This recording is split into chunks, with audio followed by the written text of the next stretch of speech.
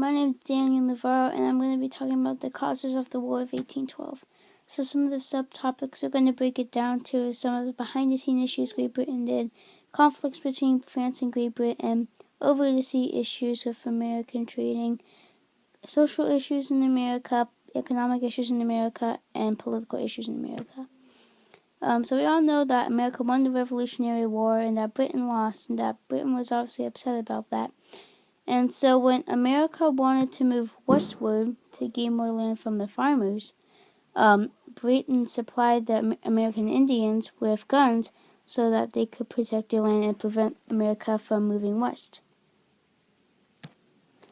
So some of the conflicts from Britain and France is that since France and Britain were in the same continent, they always wanted to be first and take over the most land.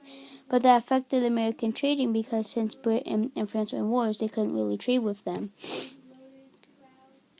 And so some of the over-the-sea issues is that Britain would do something called impressment, and that would be by taking some of the soldiers and making them part of their own navy, so they would be part of the British Navy under the British Crown.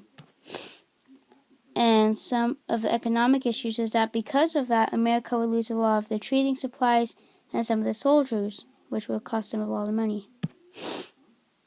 And so from all the way from George Washington to James Madison, they wanted to prevent getting into a war with Great Britain and France, which these are part of the political issues. And so Thomas Jefferson wrote the Embargo Acts, and James Madison wrote the Non-Intercourse Acts to try to stop British from doing impressment on their soldiers. But that didn't really work with France and Britain. They kept on fighting and doing whatever they want. They didn't really care about some of the countries, about the laws of America. And so, since Britain was in the war and wasn't being very nice to America, America decided to scratch them off the list of their friends and wouldn't be able to trade with them anymore. And so, the central question was, how do interactions among different groups of people lead to changes in political, economic, and social structure of a society? So this is basically a summary of what we just talked about. So we know that Thomas Jefferson and James Madison put efforts into trying to stop the British from attacking America, but we know that that didn't work. We know economically that America lost a lot of money off of the sailors and of the trading supplies in the ships.